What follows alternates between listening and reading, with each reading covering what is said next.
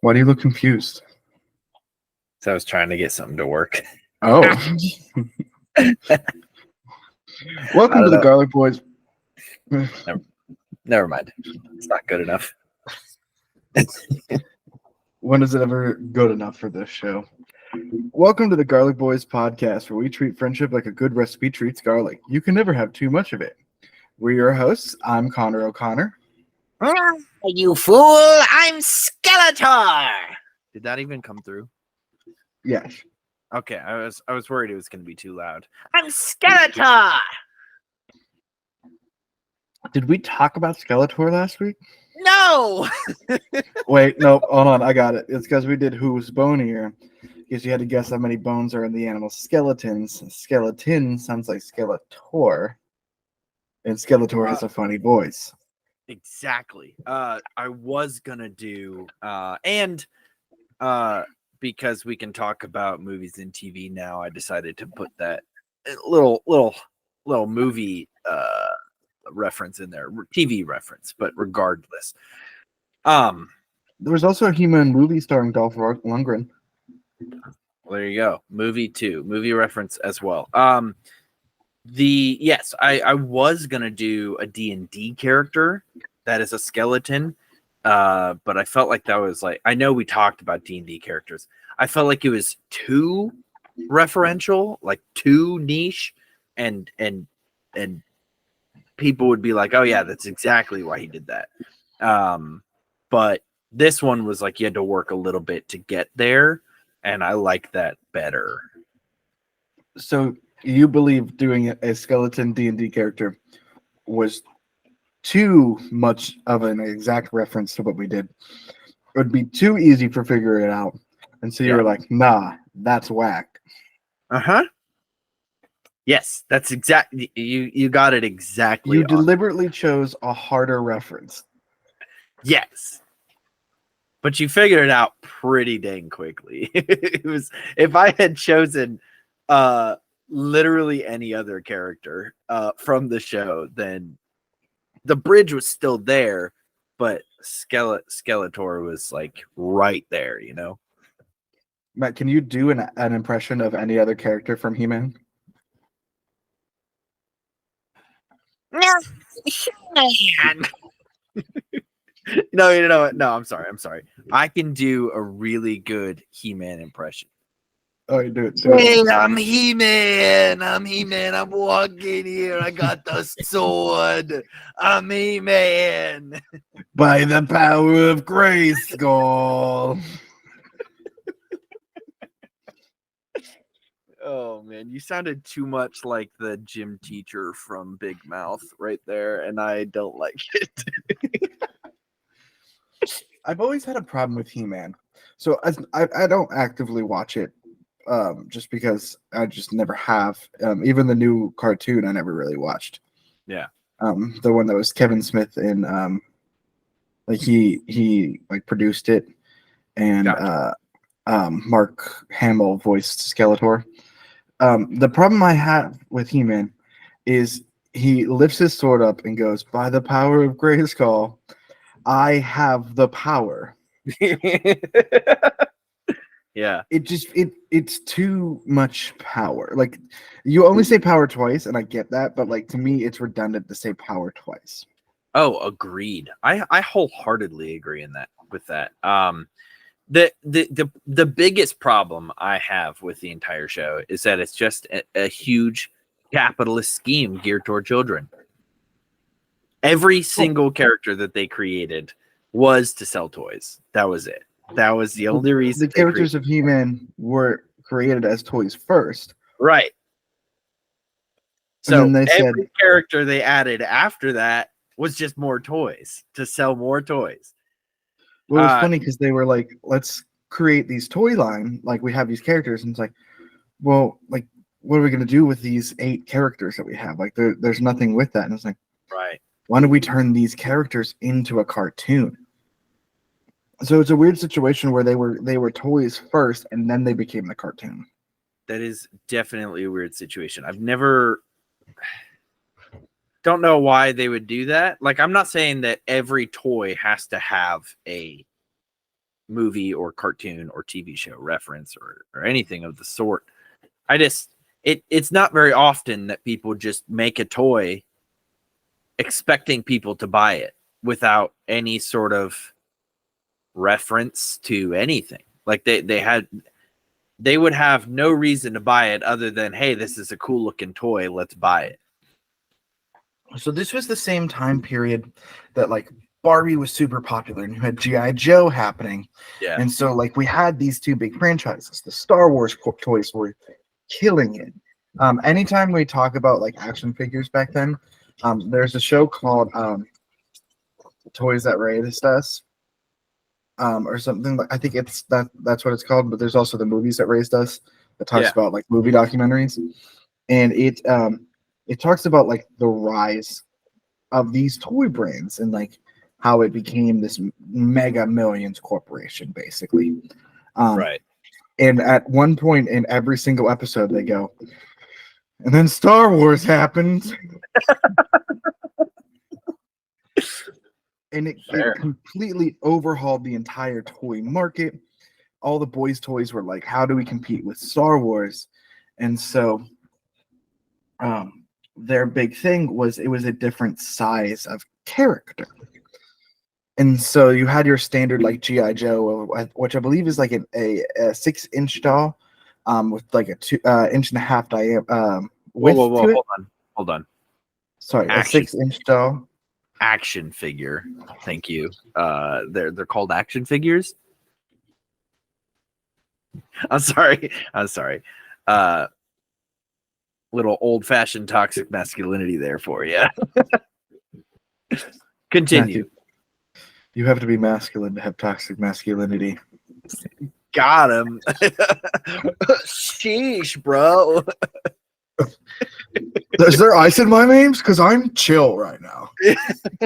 All right, sorry. Continue with the dolls. But the He-Man toys were of a like much wider, more broad character build, and they were 8 inches instead of the 6, I believe. Like they were like a different size of a toy, and so that made them stand out a little bit more. And yes, there was a wide cast of characters that started coming out onto the cartoon, and that helped them build their toy market as well. Yeah. But other companies did that as well. It wasn't just He-Man. It's just how the toy market was. I mean, G.I. Joe has so many different characters because of that same reasoning. Even Teenage Mutant Ninja Turtles, the reason why there's so many different mutants villains is because of the cartoon. Speaking of movies, and some studios do not take the clever approach. Wink, wink, nudge, nudge. Clever. I was clever. Clever once. I'm going to be doing the quiz this week. Yeah, that's right. Welcome to Matt's Mega Movie Moment. Let's go. Excited? I did the alliteration just for you, Connor. I like it. I like it. Good. This is because we haven't been able to talk about movies and television, video game, voice acting and all that stuff. Specifically actors, because of the writer strikes, I decided to do a celebratory quiz in order to celebrate the fact that the actor strikes are over, at least tentatively. At least for now, they're over, and we're talking about movies again. As you listeners know, movies are some of our favorite topics to talk about, and it's been a whole lot of heck trying to get through this podcast for months without talking about movies. So I'm going to do a quiz to get it all out of our system, all that build up. And it's fun for me because I'm hoping that Matt does stump me with some movie questions here. I hope so. Connor is like one of the biggest movie buffs I know, so trying to stump him, not going to be easy. But I got some really good trivia questions, some true false, some multiple choice. I got some really good ones. Some are just none of the above there's some extra points thrown in there too. So honestly, Connor, I wish you the best of luck. You probably don't need it, but I hope you enjoy this quiz at the very least. You know what? I will, because you made it. You're so sweet. Number one. Number one. I'm gonna give you a real easy one right out the gate. Okay. This is not an indication of the rest of the quiz, but it is an indication that I wanted to throw you an easy one to catch you off guard and then tell you that I was going to catch. It doesn't matter. Yes, Die Hard is a Christmas movie. Final answer.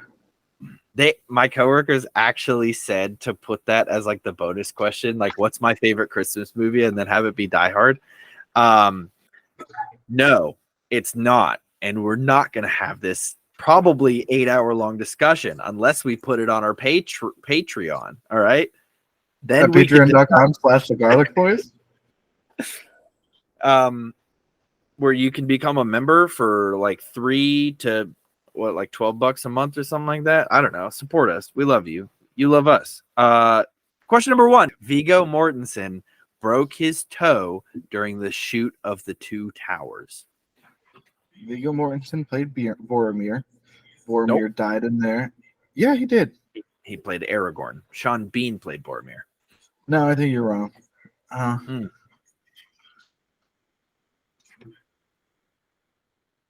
No, I'm wrong. You're definitely wrong. Aragorn tried to save Merry and Pippin and then got attacked by all of those knights.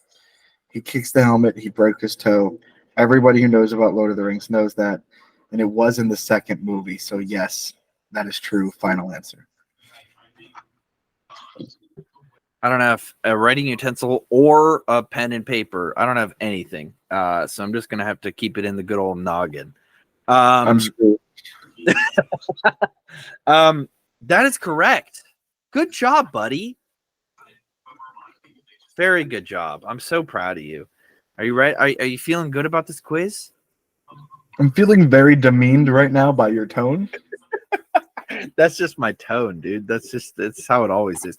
Number two, Heath Ledger improvised the scene where the Joker kept pressing the button outside of the hospital. Is that true or false? So technically here, it is not true. He was supposed to hit the button. The whole thing was supposed to blow up. Yet the explosion didn't happen right away. So he stayed in character and kept trying to hit the trigger. And it is believed that it was improvised in that moment, but it was actually sort of scripted out that way. It just didn't. Look, you're probably going to say that it is true that it was improvised, because that's a fact that people like to spout about that movie. So I'm just going to say, yes, that was true. Final answer.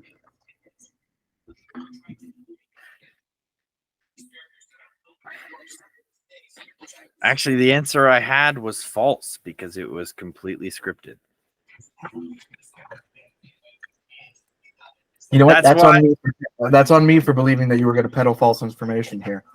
I know it's a fact that people like to spout, and it actually, the reason that I put that in there, I saw this video where somebody said that it was true that he improvised that scene, and then I saw another video, I think it was before, but doesn't matter, that it was actually a scripted moment. But number three,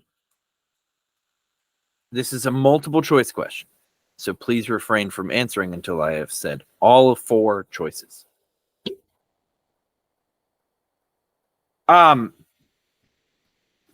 Stop it. Who is, as of July of 2023, this year, as of July, who is the highest grossing actor? And this is a multiple choice, so I'll read you the answers. A, Frank Welker. B, Stan Lee. C, Samuel L. Jackson. Or D, Chris Pratt.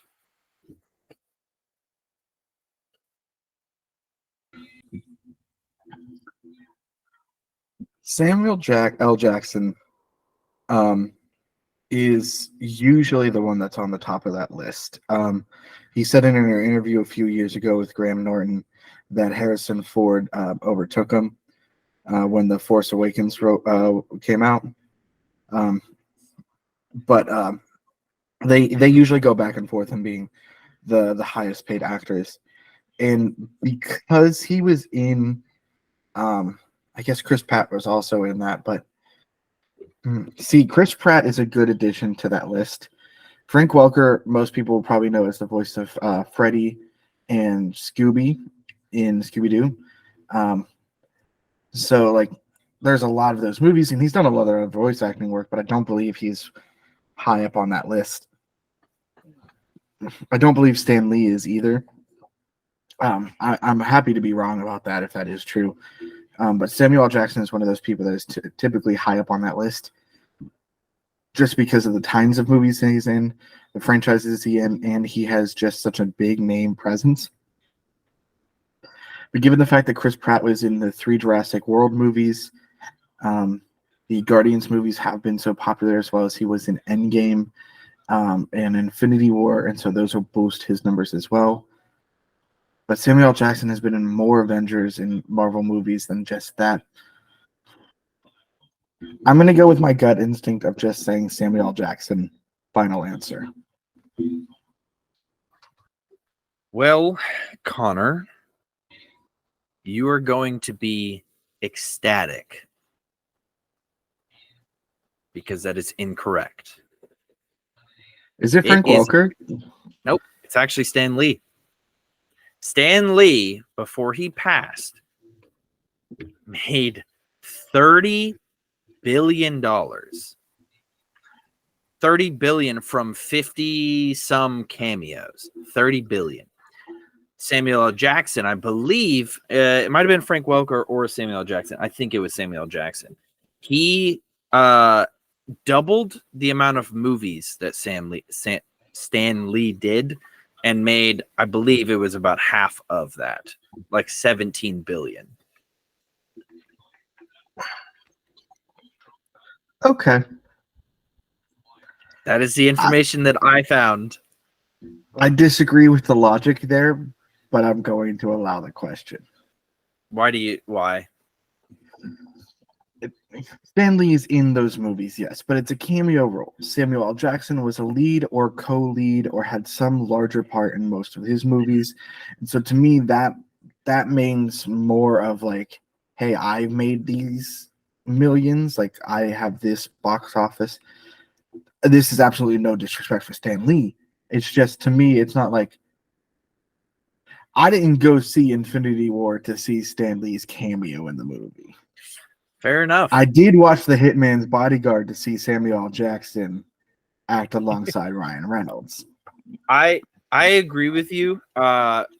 However, there were 2 sections, and I believe Samuel L. Jackson may have been the top. Actually, it might have, doesn't matter. May have been the top of the lead actors section. However, I was going off of the highest grossing actor just of all time, which is the only reason Samuel L. Jackson was incorrect and Stan Lee surpassed him. But it's fine. I'm not disagreeing that I'm wrong. I'm disagreeing with the premise of your question. Moving on. Fair enough. I will move on to the next question. Question number 4. See, this is why I shouldn't do the quizzes, and I'm glad you do them. I'm such a sore loser at this. I just sat here and thought about it, and I was like, Matt doesn't do that to me. I just need to be right, and I hate that part of myself. I do it to you sometimes, but yeah, but you don't care enough to argue the validity of a question. I'm sitting here trying to convince you to give me a point on something that has no bearing on my life. Yeah, maybe a little bit. Therapy. Number 4, Sean Connery. Hey. Sean Connery. James Bond, final answer. Actually, it is a question about the famous 007 agent James Bond.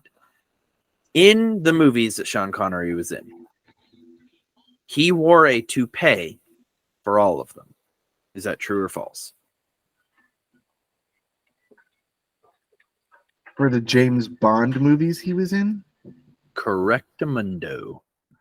For the James Bond movies he was in, he wore a toupee in all of them.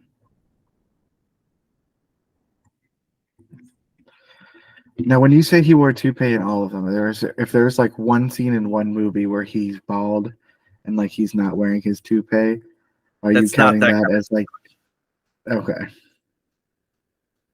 I mean, like for the majority of the James Bond movies that he was in, he was wearing a toupee.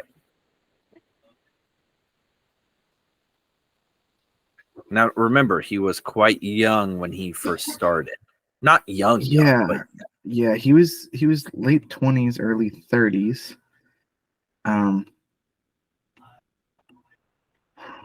It was Die Another Day, I think it was his first one.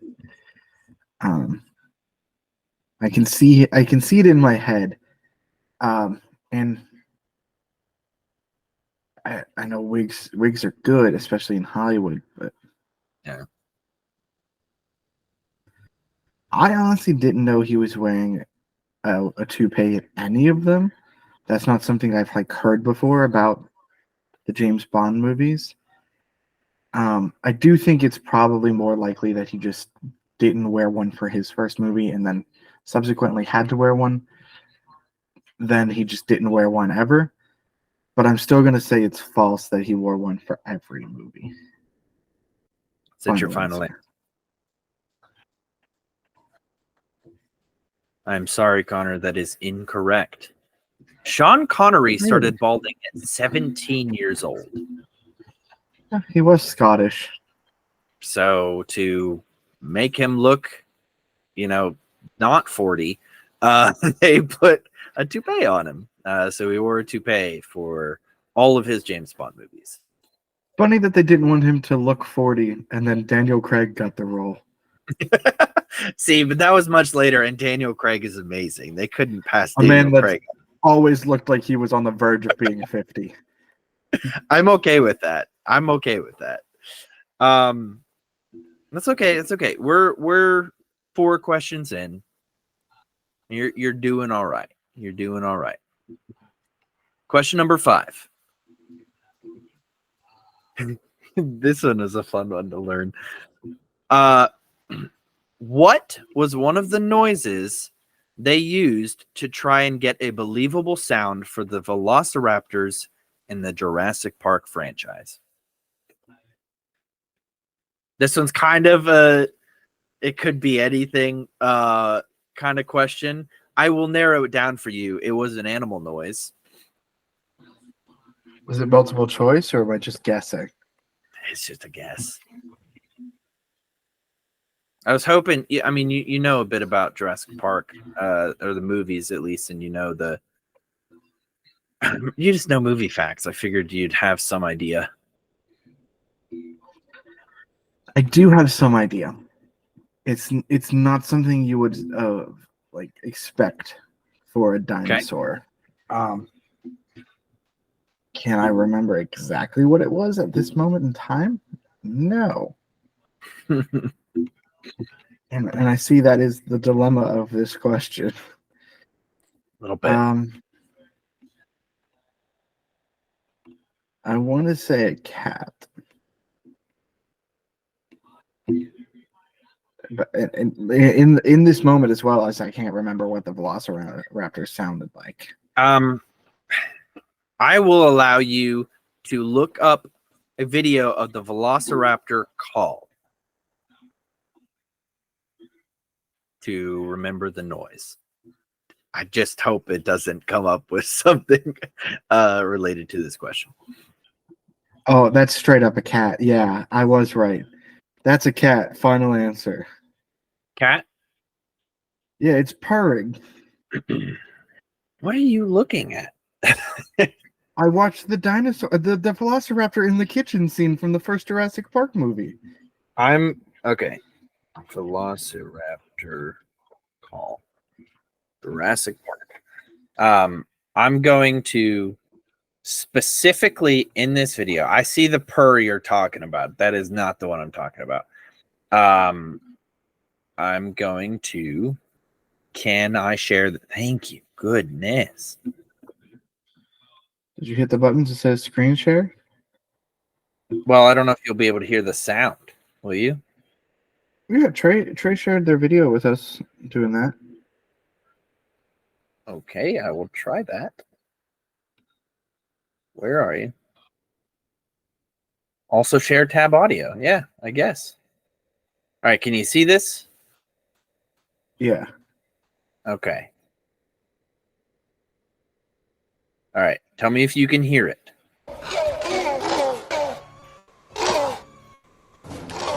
Were you able to hear that? Yeah. So that was a Okay. dolphin. That's the noise I was talking about. Yeah, dolphin. Is that your final answer? At this point, yeah, because I'm annoyed because the first one was straight up just a cat, but now that one sounded like a dolphin, and so I'm just gonna guess dolphin. I apologize. I should have led with sharing the video. That is incorrect. I'm sorry. It was actually tortoises mating. Mating tortoises. Here.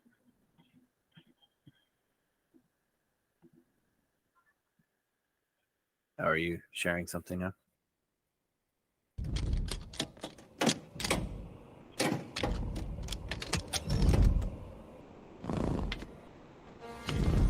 Oh, yeah. It's just a cat purring. You know what? Wait.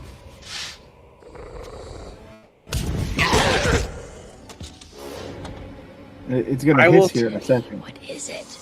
The Velociraptor. Yeah. Okay, I have a solution. Did you hear the hiss? Oh, yeah, I heard the hiss. That's definitely a cat. And the question was worded, what was one of the noises that they used? I specifically had tortoises mating in mind, which I think is much funnier than a cat. But for that specific scene, I'm going to give you the point because you gave me that scene.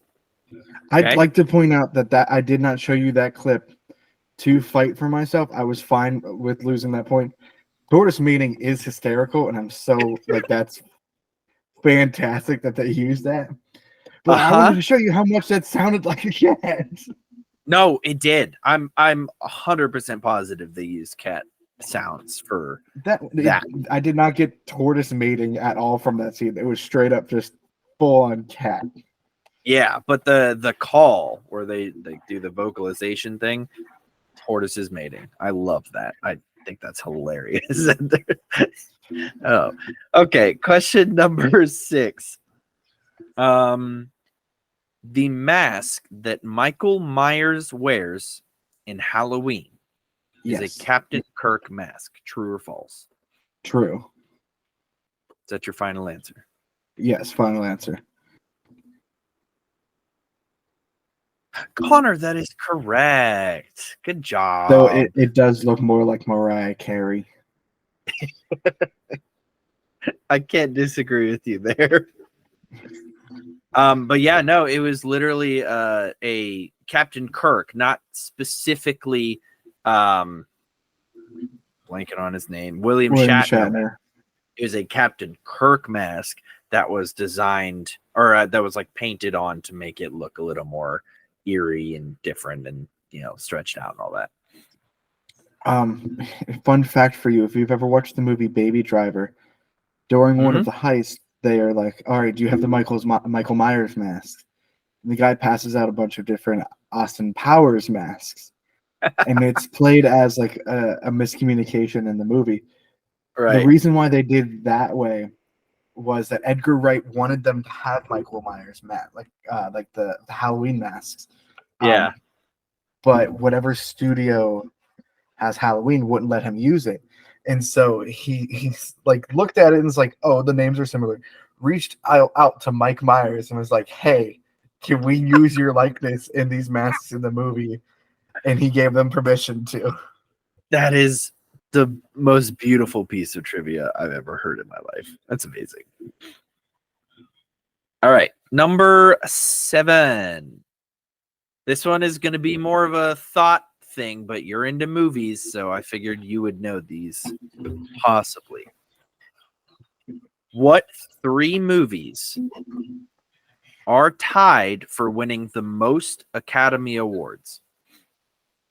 Well, one of them is Lord of the Rings: The Two Towers. It won 21, I believe. It's one of them. It's one of the most. It also won Best Picture that year. It's such a great movie. The other 2. What did you say? All 3? I need to name. Excuse me. All 3 of them. Yep, they're tied, so it's not like. Do I go easy on you and ask you to name one, or do I make you name all 3? I'm going to say named one. If you can get 2 of the 3, I will allow it as a point. So I just need to name one more. Think of. I will let you know. The movie you named may have been nominated for 21, but the most that any has won is 11.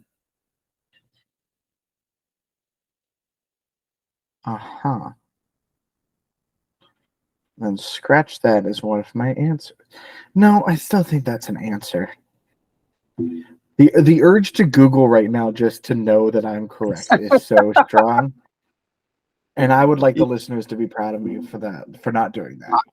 I'm proud of you, honestly. The urge to Google on any of your quizzes is very strong, but can't do it. I'm trying to remember good movies right now. Maybe not good movies, but well-received movies. Right. Because good is objective. It's eye of the beholder and all that. It's won the most? Yes, it is tied for 11 Academy Awards won. I'm actually going to double down and still say that Twin Towers is one of them, because I think I'm right on that fact, but I think I'm wrong on the number. Twin Towers? No, the Two Towers. You said twin. Freudian slip. Don't say the joke, Connor. I can only imagine where that was going. Jeez. Okay. I got to stop looking at my Funko Pops because I just keep thinking all about those movies. So, okay. Won the most Oscars. Academy Two Towers. Academy Awards are Oscars. Oh, are they? I didn't know that. Yeah. You have the Oscars, the Golden Globes, and then the Emmys are for TVs. Golden Globes are for both TV and movies. Movies are just the Academy Awards, which is Oscar. Gotcha. See, I don't know anything about any of these awards. I'm trying to think. There have been so many movies that are like I know I can think of a few Best Pictures from the last few years, but I can't remember. I'll give you a hint. There have been a ton that have been nominated. It's not from the last few years. One of them that I don't think you're going to get is from the last few years. The other one is much older. Can I have the hint? Can I expand on that hint of it was the one that's ish in the last decade? The one I don't think you're going to get? The one that's new-ish. Was that in the last decade? Before I give you a false answer. Oh, Lord. Well,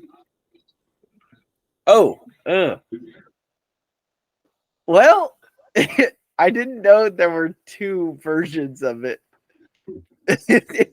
There is one that is from this decade, yes. But I didn't know, and it might be this one that got there is also a very old one that I didn't realize. Let me figure this out before. Very old. So the Star is Born. There's 3 different versions of that. Is that what you're talking about? Is it a Star is Born, Matt? There's Matt. 3 different Matt. versions of that. There's 3 different versions of that. Yeah. Really? I thought it was new. No. Like the one with Lady Gaga? Yeah, Barbara Streisand was in it. I did not know that. Let's see. Man, Academy Awards most nominated. I'm taking way too long to figure this out. Can I just say, like, solidly, I know Two Towers is one of them, and I cannot think of the other 2. I just don't know if I should give it to you. Two Towers, Godfather, and a movie that was made recently that I'm going to say Star is Born. I'm just going to say those 3. Final answer. Connor, the correct answers are Ben-Hur, which I believe is the 1959-1960 version. I don't believe it's the most recent version, which is the one I was thinking from 2016. Yeah, no, that Ben-Hur. one sucked. So it must be the original one. Ben-Hur, The Titanic, and Lord of the Rings, Return of the King. If you had said Return of the King, I would have given you the point. But you said it's not even the best movie of the trilogy. It's the best received. It was awarded there was the one most. in 2003 where it won Best Picture, right? Why are we doing this so late at night? It's for the. I'm sorry, we're not doing that joke for another week in a row. It's 2 in the afternoon. Okay, I think you were all tied up 3-3, and now it's a 3-4 right now. But you still got 3 questions, and one of them has a bonus point. The next one has a bonus point, so you might still be able to salvage this. All right, you're doing great. Number 8, O.J. Simpson, whom I share a birthday with, was considered for the lead role in The Terminator. That true or false? That is true. Is that your final answer? Yeah. Connor, that is correctamundo.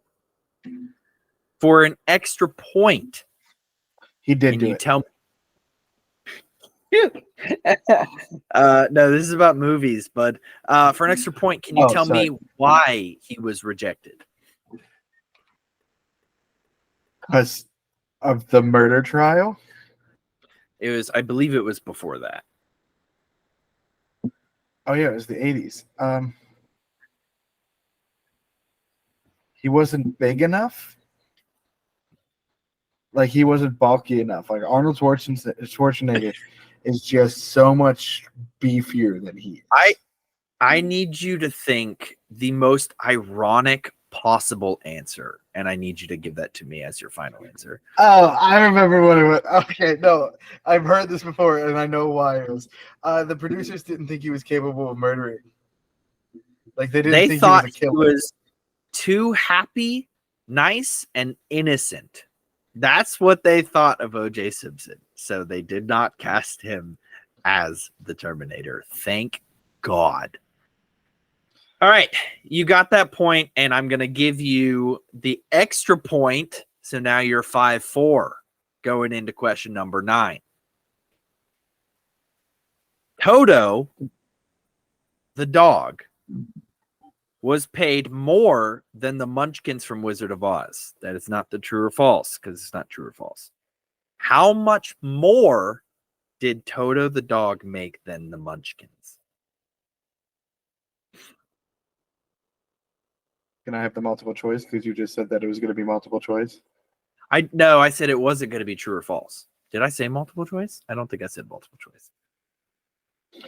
Fine.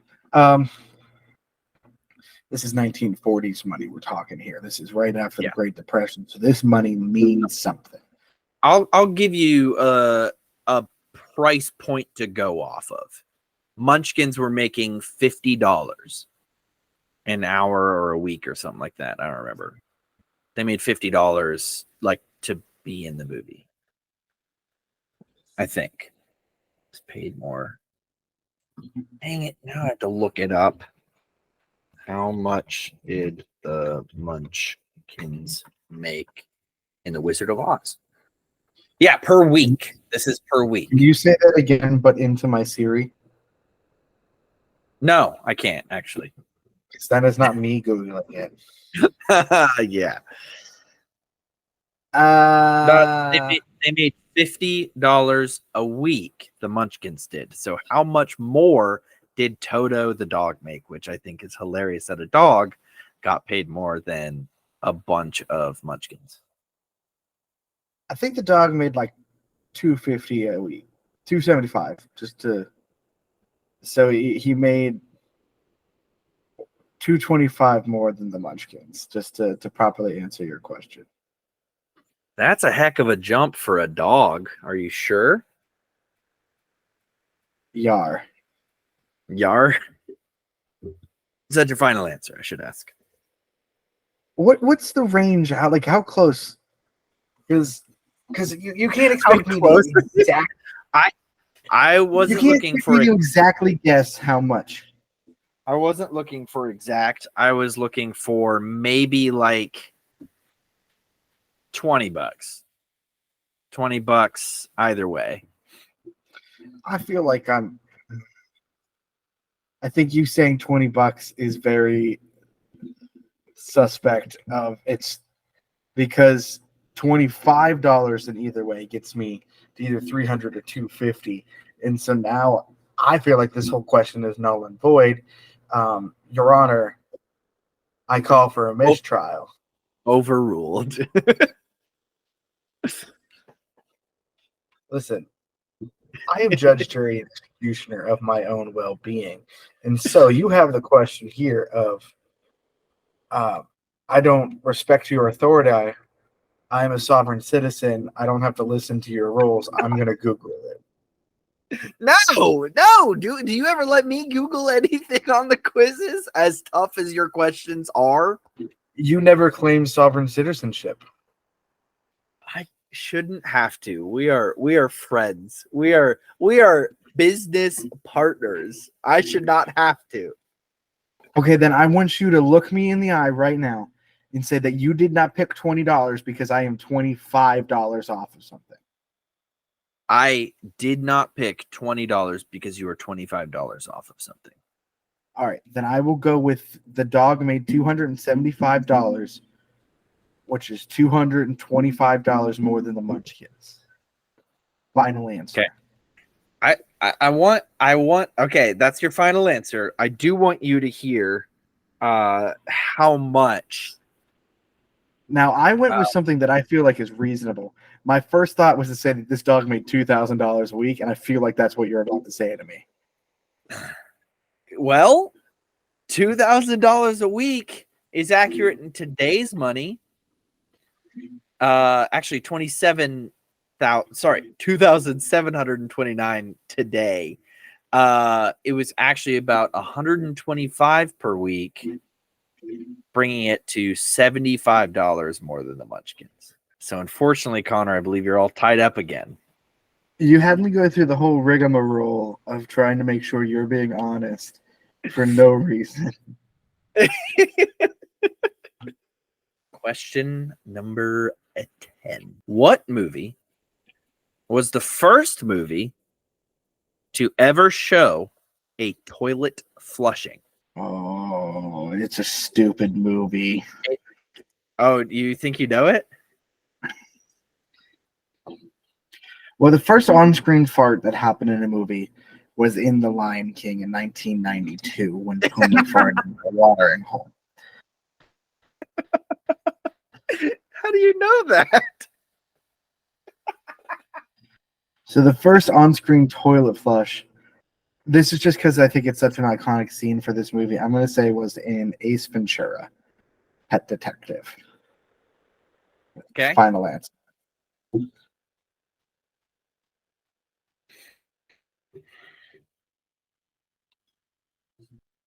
Connor, I'm gonna leave this up to you. The movie is much earlier. Do you want a second try, or do you want to stick with Ace Ventura? Movie was much earlier. It is a black and white movie. I'm not talking like silent movie age, but it is a black and white movie. See, a black and white movie could be any movie. You could make a black and white movie at any time. But I did say it was earlier than Ace Ventura. Do you want a further?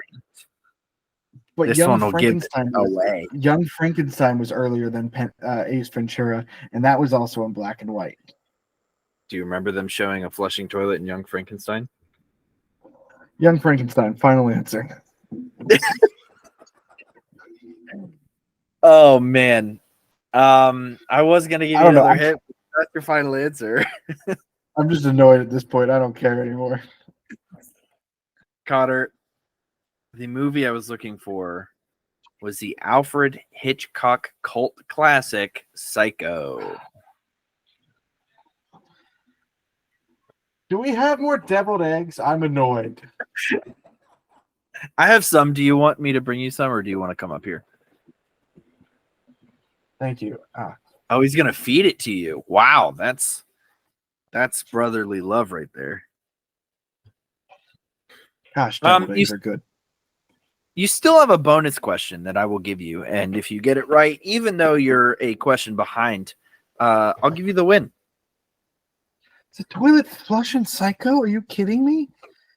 Yeah, first time. Fine.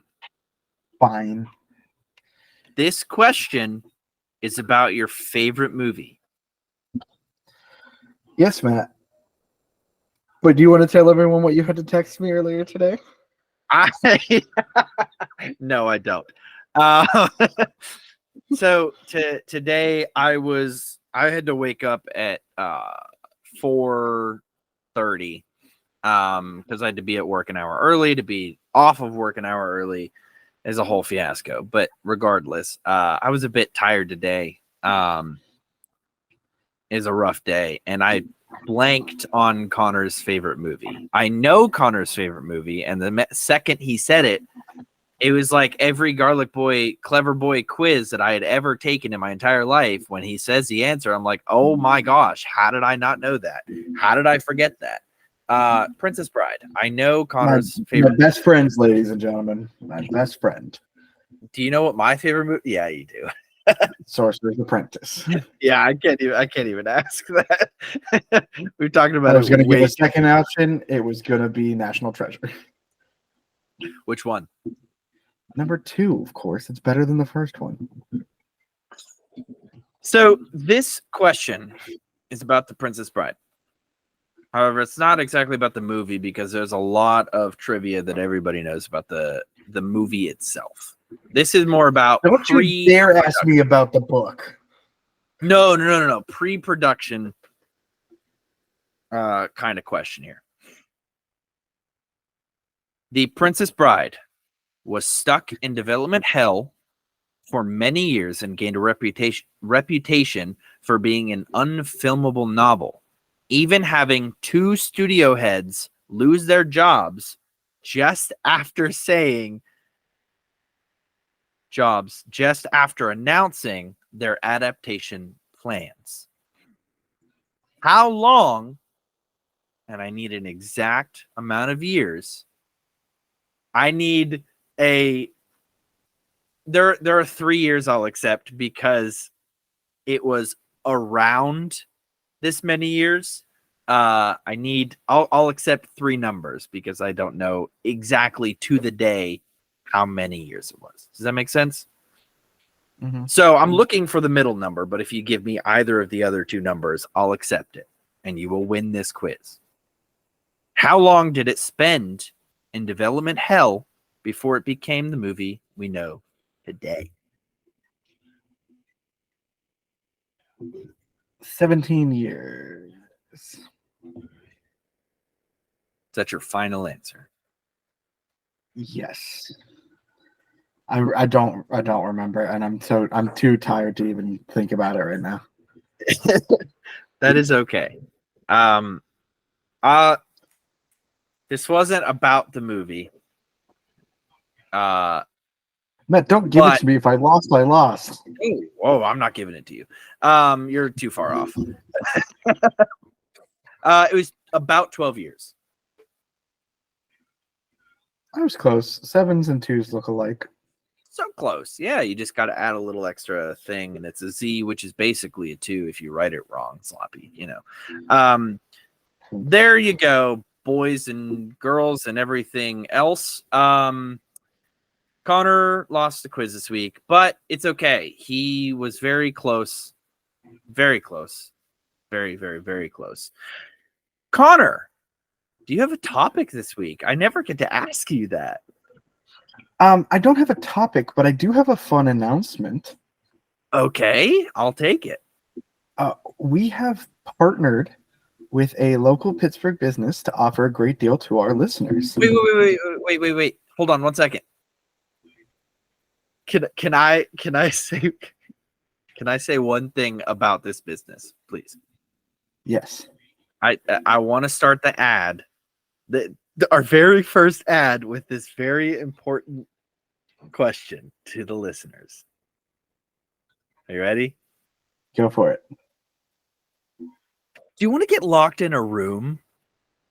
Because we can facilitate that. Kind You of. like clues? Do you want to get trapped in a locked room with only the people that are closest to you, but by the end of it, you will hate and want to murder, and then you'll become this thing yourself? All right, sorry, continue. It's your turn. I thought of that on the way home. You sent me the ad blurb. I sent you the ad read that Yeah, we were and supposed to I do was here.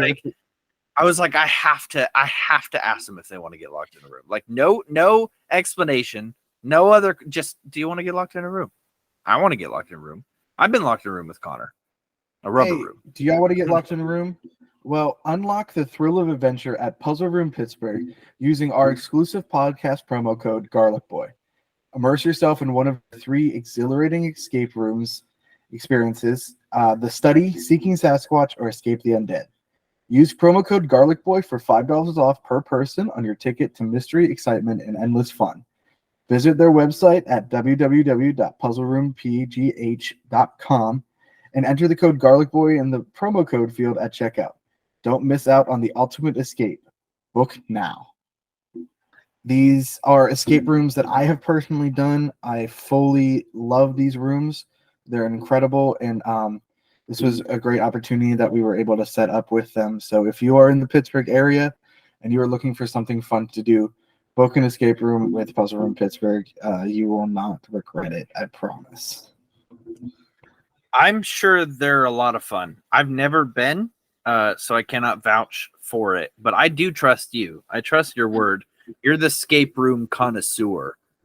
Oh yeah, I truly enjoy escape rooms, and this is one of those rooms that if you're looking for like good theming, good vibes in the room, it's a great room for that. Yeah. And Matt, just to be able to steal this from you, Matt, do you have a topic for this week? First of all, rude. Yes, I do have a topic. So it's another movie thing because we can talk about movies and I'm so excited.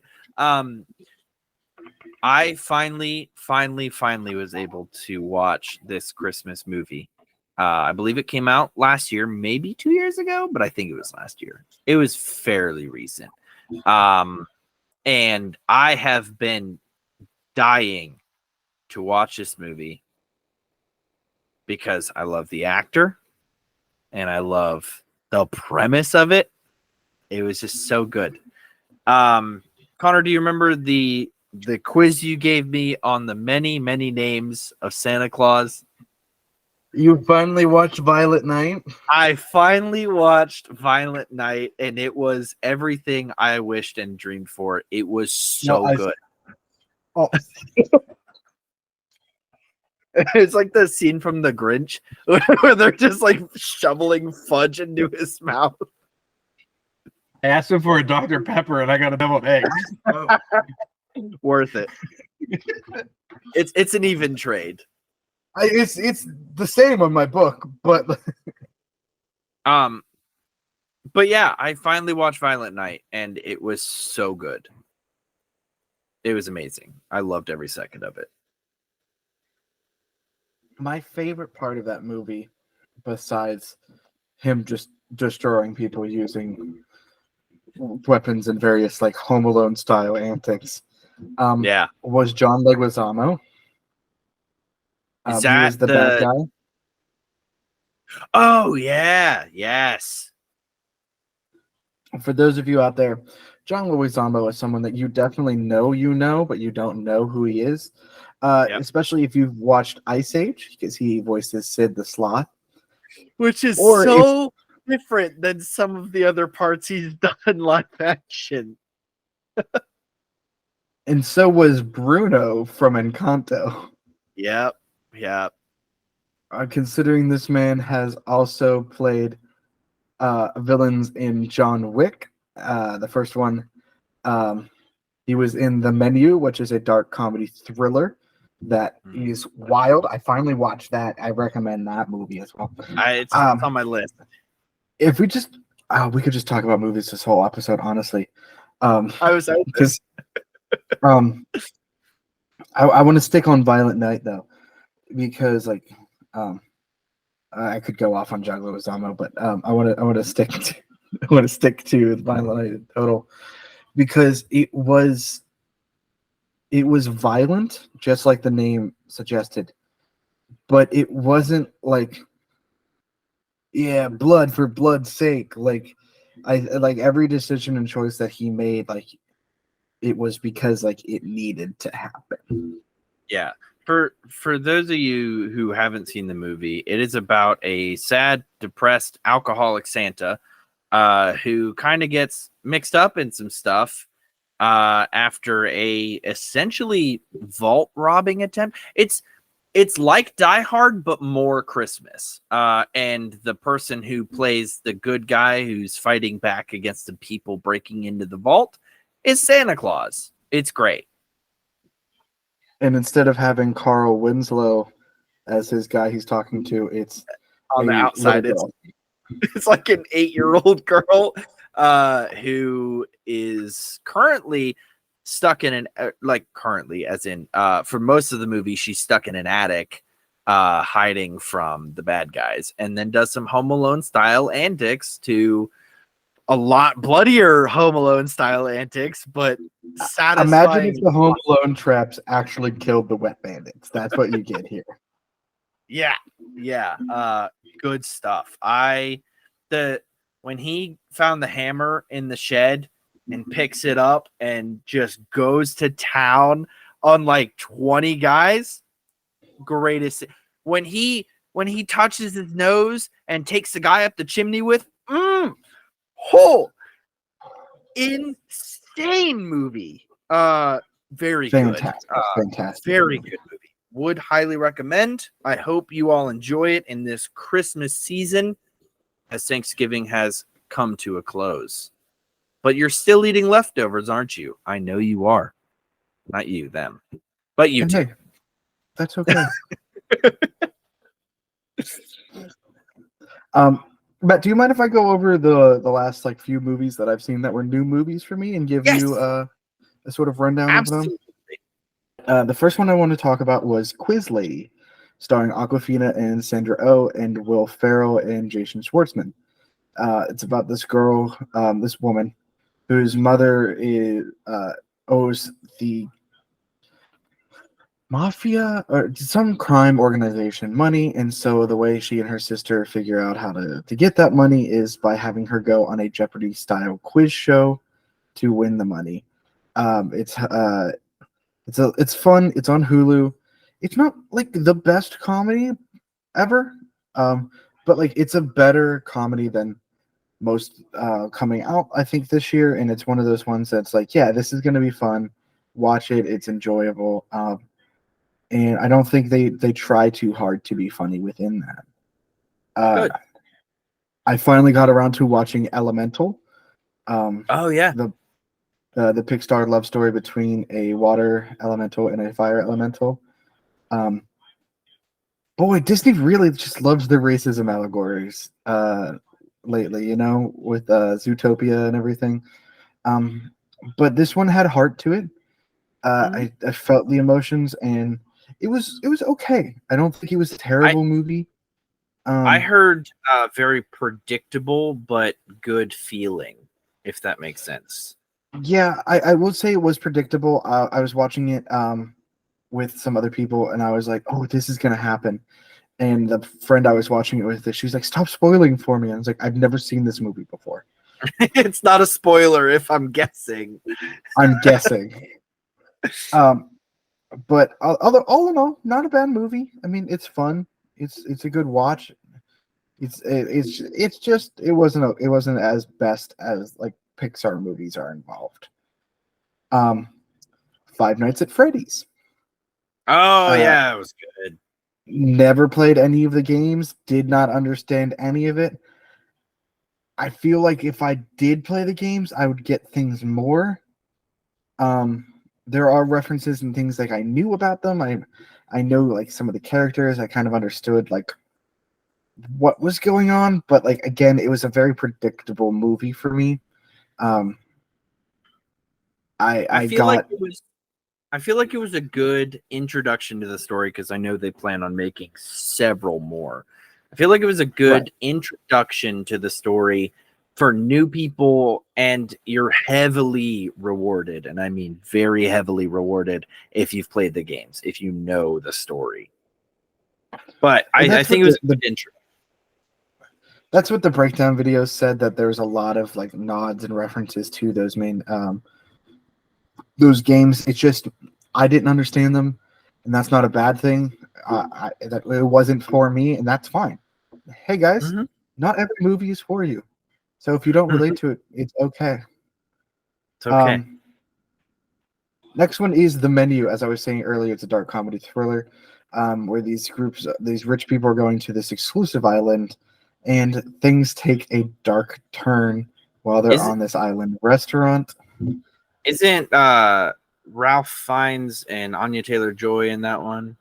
Ray Fiennes, Anya Taylor-Joy, Nicholas Hoult, John Leguizamo, as I said earlier.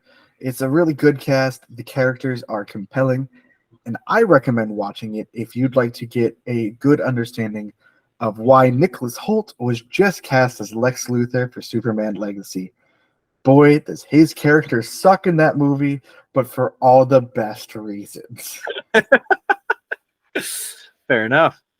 It's one of those movies. I actually watched this on Thanksgiving with my mom. She was like, "You have to watch it multiple times to truly get all those deep details." It's very cinematic, but also at the same time entertaining, and there's just things in it. And it's like, that was really good. That's one of the better movies I've watched recently.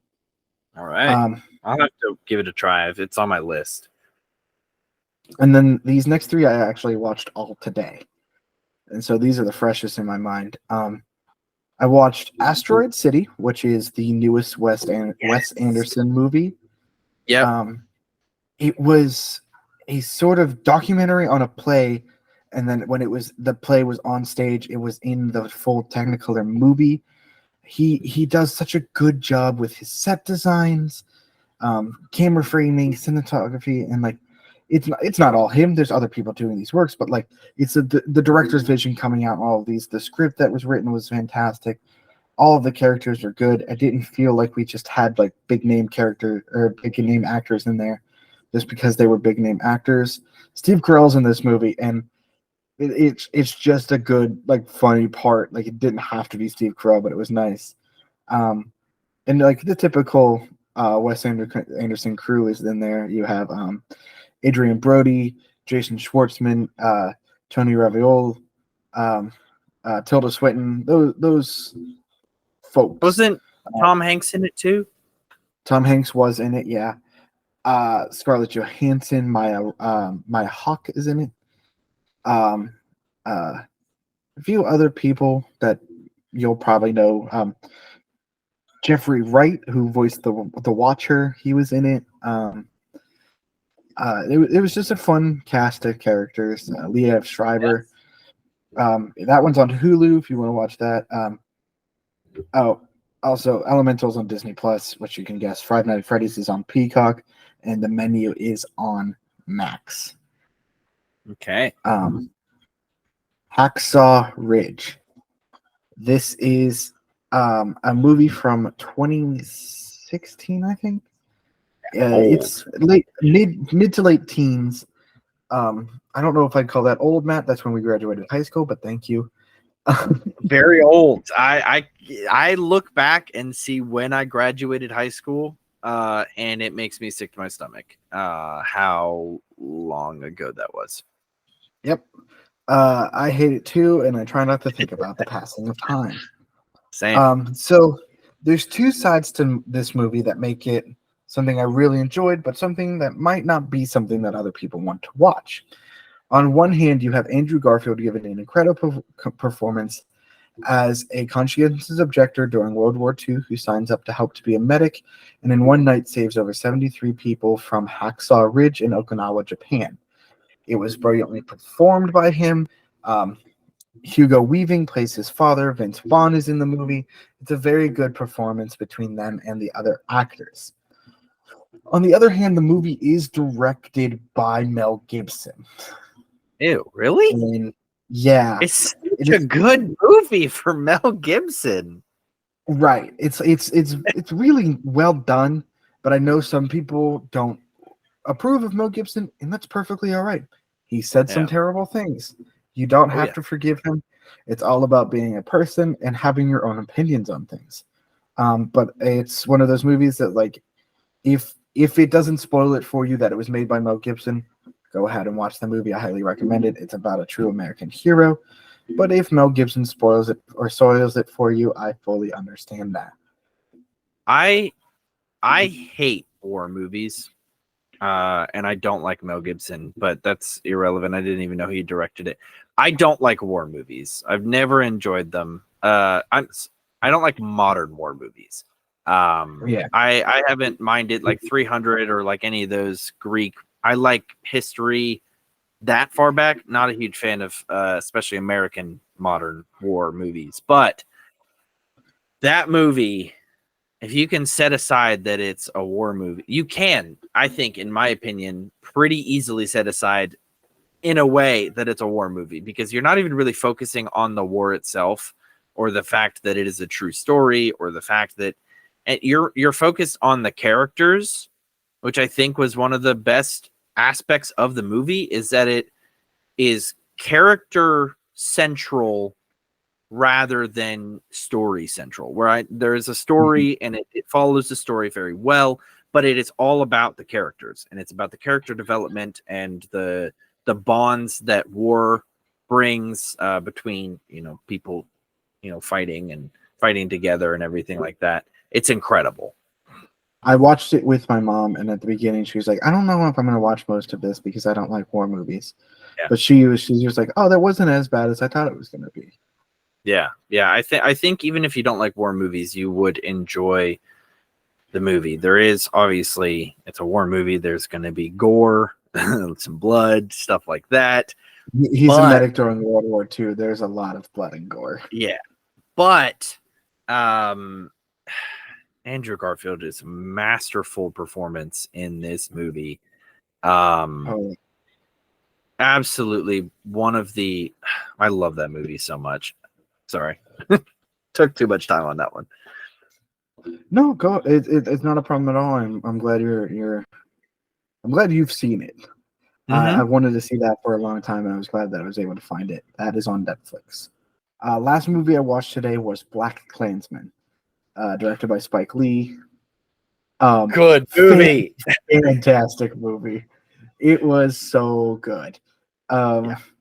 Just brilliantly acted by John David Washington and Adam Driver. Topher Grace was just so scummy in it. Laura Harrier is fantastic in it. If you don't remember her, she played Liz Allen in Spider-Man Homecoming. and she's in this movie as well. Steve Buscemi's brother, Michael Buscemi, is in this. And it's just it's based on a true-ish story, I think. No,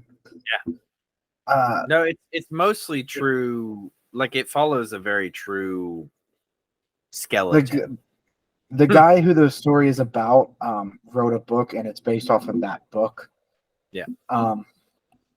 It's about an officer in the 70s in the Colorado Springs Police Department calling the KKK and pretending to be a white man on the phone with them, and then gaining their trust because I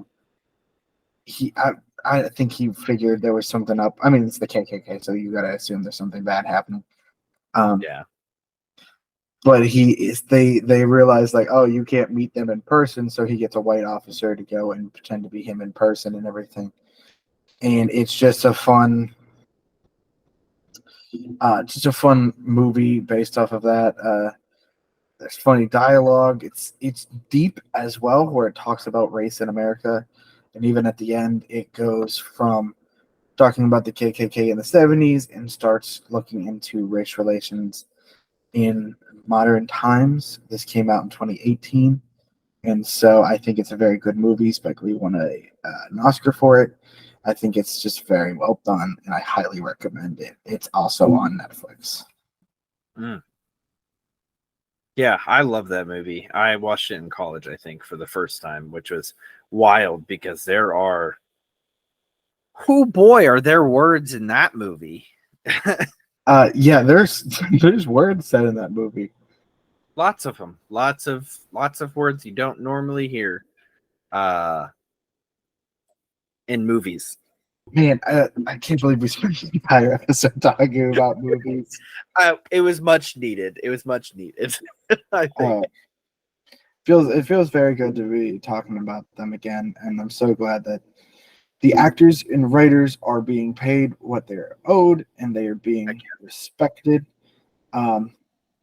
Never let someone tell you that you are not worth what you are worth, especially if you are creating art for them. Thank you all so much for listening to the Garlic Boys podcast this week. If you'd like to see more from us, you can look at our Instagram and TikTok for updates of when we are posting.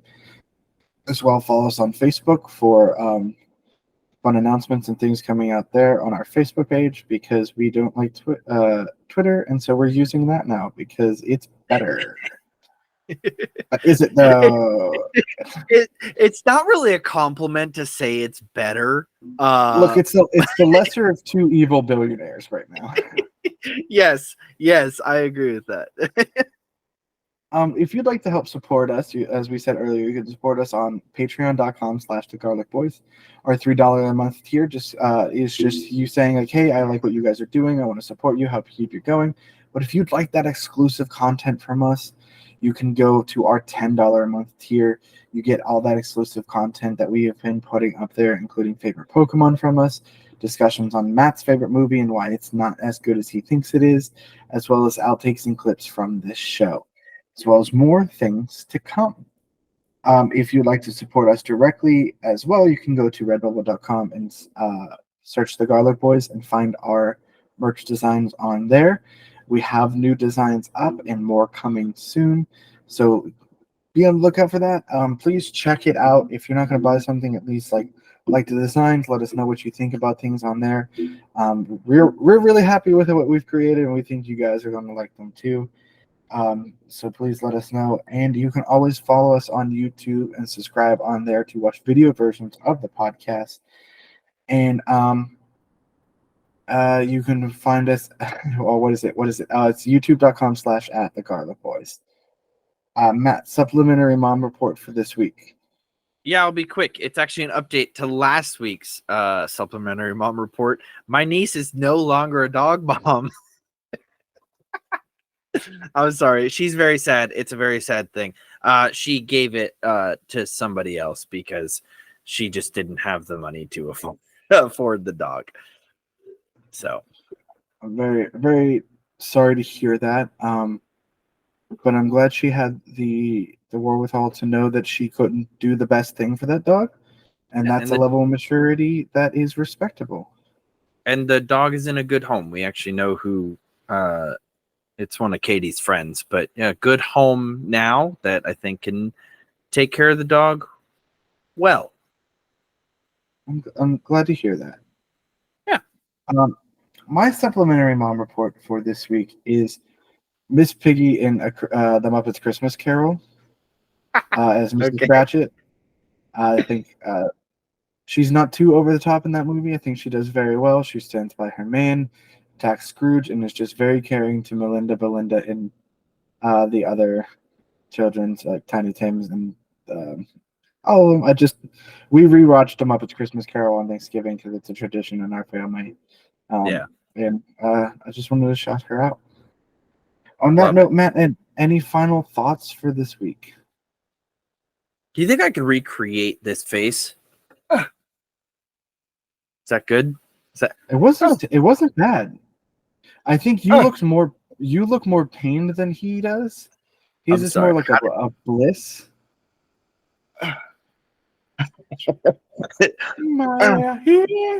My home.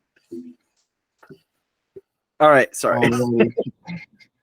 Thank you all so much for listening to this episode. And as always, remember to stay Garlicky. garlicky.